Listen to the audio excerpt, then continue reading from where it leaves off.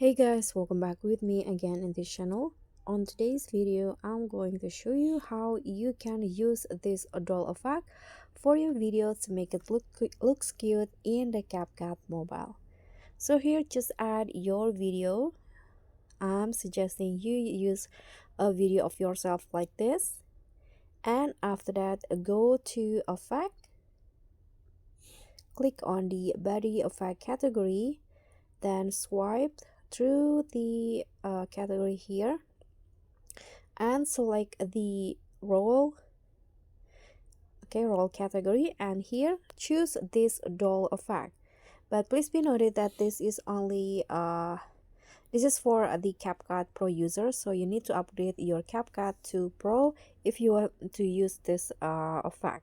Click on this, and just like that, you will turn into a doll like this in instant. So that's all from me. Thank you so much for watching. Don't forget to like, comment, and subscribe. Also click on the thanks. Bye.